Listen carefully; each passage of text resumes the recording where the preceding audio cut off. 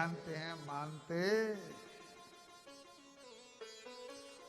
बहुओं, बहनों, बेटियों, बेटाओं, भाइयों, हर जगह लिखा रहता है कि यहाँ पार्किंग करना मना है, यहाँ खड़े रहना, यहाँ थूकना, यहाँ मूतना।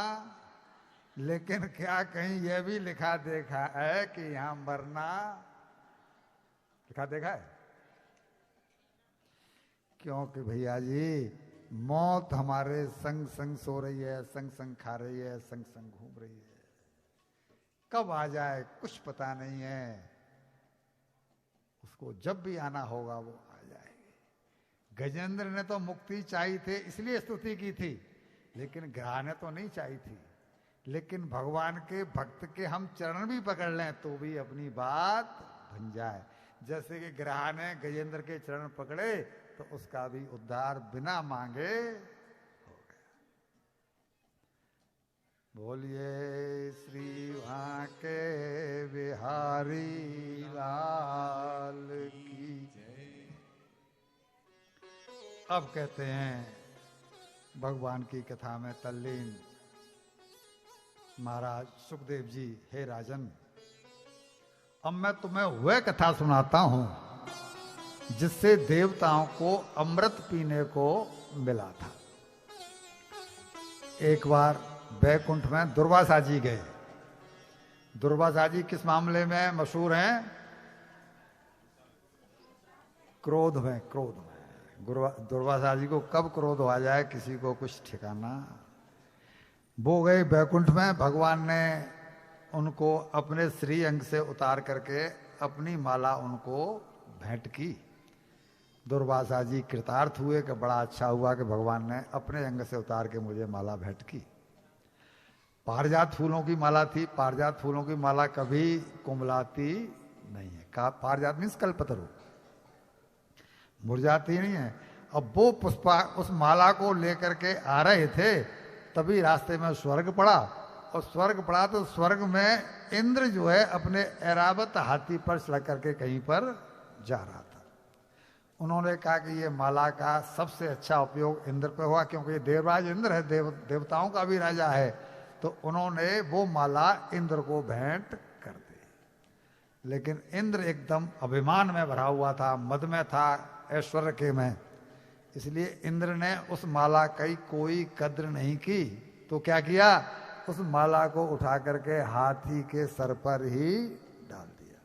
अब हाथी तो हाथी, उसने ऐसा करके सर को हिलाया तो हाथी की माला गिर के पैरों में, और उसने अपने पैरों से उस माला को कुचल दिया।